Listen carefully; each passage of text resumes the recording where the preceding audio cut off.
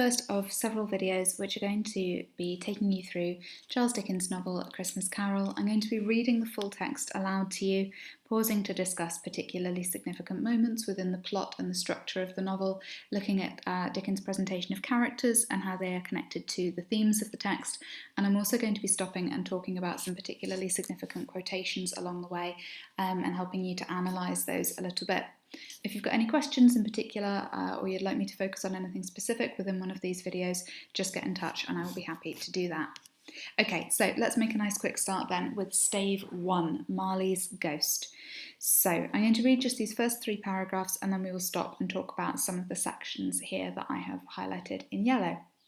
You'll see as I talk through these, I will go back and mouse over some of these particular highlighted sections of the text, and some annotations will pop up on the screen. If you have a copy of the text of your own and you want to annotate along as I read through this text, that might be really useful, but by all means don't feel that you have to take note of everything that comes up. This is just to help you access the text and help you make some notes on key quotations. Okay, so let's make a start then. Stave 1, Marley's Ghost. Marley was dead, to begin with. There is no doubt whatever about that. The register of his burial was signed by the clergyman, the clerk, the undertaker, and the chief mourner. Scrooge signed it, and Scrooge's name was good upon change for anything he chose to put his hand to. Old Marley was dead as a doornail. Mind, I don't mean to say that I know of my own knowledge what there is particularly dead about a doornail. I might have been inclined myself to regard a coffin nail as the deadest piece of ironmongery in the trade, but the wisdom of our ancestors is in the simile, and my unhallowed hands shall not disturb it, or the country is done for. You will therefore permit me to repeat emphatically that Marley was as dead as a doornail. Scrooge knew he was dead? Of course he did. How could it be otherwise? Scrooge and he were partners for I don't know how many years. Scrooge was his sole executor, his sole administrator, his sole assign, his sole residuary legatee, his sole friend and sole mourner. And even Scrooge was not so dreadfully cut up by the sad event, but that he was an excellent man of business on the very day of the funeral, and solemnised it with an undoubted bargain. Okay, so a couple of quick things to pick out then from these first few paragraphs. The first is just to draw your attention to that amazing opening sentence. Marley was dead, to begin with. Immediately, Dickens begins to toy with the conventions of a ghost story. Within the era that he was writing, within the Victorian era, ghost stories were very popular, and obviously the story is written to be read around Christmas Day, maybe read aloud amongst a family. So he really uses every trick in the book to grab our attention, to maintain our interest. And immediately here he introduces this hint that Marley, a man who apparently is dead, will shortly be coming back. So he introduces us and intrigues us with this hint that this is going to be a story with some supernatural elements. It's also worth mentioning that in the Victorian era, the Gothic novel was quite popular as well. So we'll see elements of sort of supernatural and Gothic horror from sort of, shadows and dingy streets, isolated, cold, dark rooms, and of course we have the appearance of several ghosts as well. So he's playing with a mixture of different genre conventions, sort of the ghost story genre and also the Gothic genre as well. Okay, so he establishes very clearly from these opening paragraphs that Marley has died, and he really emphasises this, and we'll see shortly why that is, why he wants us to be in no doubt whatsoever about Marley's death. So that's the purpose of this first paragraph. In the second, Dickens makes a joke about why the phrase is dead as a doornail, and he says, I don't know why it isn't as dead as a coffin nail. So we have a little bit of humour introduced there in classically Dickensian style. And then we move on to something a little bit more significant, a little bit more important for us, which is the establishing of the relationship between our protagonist, Scrooge, and Marley. And we see immediately the relationship between them was primarily a business relationship. Scrooge and he were partners for I don't know how many years. But we also see that in this partnership, the only person that Marley had in his life was Scrooge. And we see that through the repetition of this word sole. Scrooge was his sole executor, his sole administrator, his sole assign, and sole means only. So there is only one person in Marley's life. And these final two phrases, his sole friend and sole mourner, really emphasise what a lonely, isolated life Marley must have led, to have just one friend, and even worse, only one person lament his death, only one person be sad enough about his passing to attend the funeral. So we see then, in the repetition of that phrase, soul, Dickens emphasises the loneliness of Marley's life. And this is something that's going to be really important later on in the novel. So he establishes very early on the relationship between the two men, and specifically what a lonely, isolated life Marley must have led. And we wonder as well what the circumstances were that led him to be in this position when only one person is sad to know that he has died. We start to wonder what kind of choices he might have made, what kind of a character he would have been.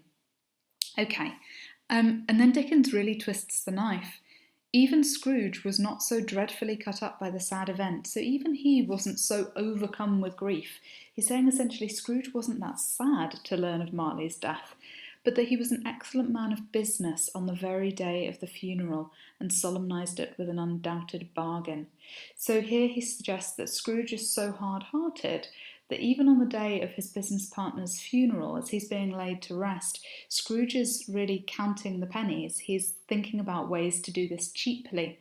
So on the day of the funeral, he's not really feeling grief so much as he is concerned for what the cost of this funeral is going to be. So, another little annotation for you there. Dickens reveals the hard-heartedness of Scrooge as even on the day of Marley's funeral, he's ensuring that everything is taken care of cheaply. So this is a really quite tragic relationship we see here, or a tragic life that Marley must have led. He has one mourner in attendance at his funeral, and even that mourner is thinking about the financial cost. Okay, so we will continue. The mention of Marley's funeral brings me back to the point I started from. There is no doubt that Marley was dead. This must be distinctly understood, or nothing wonderful can come of the story I am going to relate. If we were not perfectly convinced that Hamlet's father died before the play began, there would be nothing more remarkable in his taking a stroll at night in an easterly wind upon his own ramparts than there would be in any other middle-aged gentleman rashly turning out after dark in a breezy spot, say St. Paul's churchyard, for instance, literally to astonish his son's weak mind. So an allusion here to Shakespeare's Hamlet, which famously begins with the apparition of Hamlet's father's ghost walking the battlements of his castle. So Dickens is emphasising, look, if you don't believe that Marley is dead, if you're not completely convinced of that, when his ghost appears a little bit later on, you're going to think that there's something strange going on. You're not going to understand that it's an amazing supernatural event. So he starts off by really clarifying, listen, he's dead, very much dead. Everyone knows he's dead, and you need to understand that because later on something amazing is going to happen. Scrooge never painted out old Marley's name. There it stood years afterwards, above the warehouse door, Scrooge and Marley. The firm was known as Scrooge and Marley. Sometimes people new to the business called Scrooge and sometimes Marley, but he answered to both names. It was all the same to him. Oh, but he was a tight-fisted hand at the grindstone, Scrooge, a squeezing, wrenching, grasping, scraping, clutching, covetous old sinner. Hard and sharp as flint, from which no steel had ever struck out generous fire, secret and self-contained, and solitary as an oyster. The cold within him froze his old features, nipped his pointed nose, shrivelled his cheek, stiffened his gait, made his eyes red, his thin lips blue, and spoke out shrewdly in his grating voice. A frosty rime was on his head, and on his eyebrows and his wiry chin. He carried his own low temperature always about with him. He iced his office in the dog days and didn't thaw it 1 degree at Christmas. External heat and cold had little influence on Scrooge. No warmth could warm, no wintry weather chill him. No wind that blew was bitterer than he, no falling snow was more intent upon its purpose, no pelting rain less open to entreaty. Foul weather didn't know where to have him. The heaviest rain and snow and hail and sleet could boast of the advantage over him in only one respect. They often came down handsomely, and Scrooge never did. Okay, so really, really important section of the text, this, and one that you are definitely going to be taking some quotations from and committing to memory. This is where Dickens introduces us to our protagonist, Scrooge, and he goes into a lot of detail, emphasising two main character traits. The first being that Scrooge is greedy, that he is obsessed with the accumulation and the acquisition of wealth, and secondly, that he is isolated, that he is cold and hard towards the world. So these two traits are the most important at the outset of the novel. I'm just going to go through and pick out some key information about some of these quotations that you can see here highlighted. So the first, he was a tight-fisted hand at the grindstone. So tight-fisted emphasises Scrooge's greed and his miserly nature. Miserly meaning obsessed with money and not letting a penny of it go unnecessarily. So the opposite of generous. Grindstone reminds us of his obsession with work and the acquisition of wealth. So tight-fisted hand at the grindstone, he is obsessed with money and he is obsessed with work. So then we have the succession of adjectives: squeezing, wrenching, grasping, scraping, clutching, covetous, old sinner. And all of these words there sort of reach their apogee, reach their climax in this last three words: covetous, old sinner. So covetous means greedy. And all of these words, squeezing, wrenching, grasping, scraping, clutching, all relate to that gesture of grabbing and grasping. So as though his hands are always outstretched to take and to take and to take. He is not a generous man. He's obsessed with every little bit that he can get when it comes to wealth and not giving anything back or not giving anything away unnecessarily. And Dickens also very consciously uses the word sinner. You will know that Victorian London, Victorian society, in the Victorian era, Christian virtues were really, really important. So being charitable, being giving, those qualities were associated with being a good and moral person. Scrooge is the absolute opposite. He is greedy, he is grasping, and he is described as being a sinner. And this links to a really key theme in the novel, which is the theme of sin and redemption. And I'm just going to give you some definitions then of those words. So if you want to just note down somewhere as one of your themes, sin and redemption, these are some of the words that you will need to know and understand. So a sin is an immoral act, and the way that Scrooge behaves at the beginning of the novel is sinful. He is grasping, he's covetous, he's obsessed with his own wealth and maintaining his own wealth, and he doesn't have any shred of generosity or compassion for those who are not as well off as he is. The second is redemption, and redemption is the action of being saved from sin. And this is what happens to Scrooge over the course of the novel.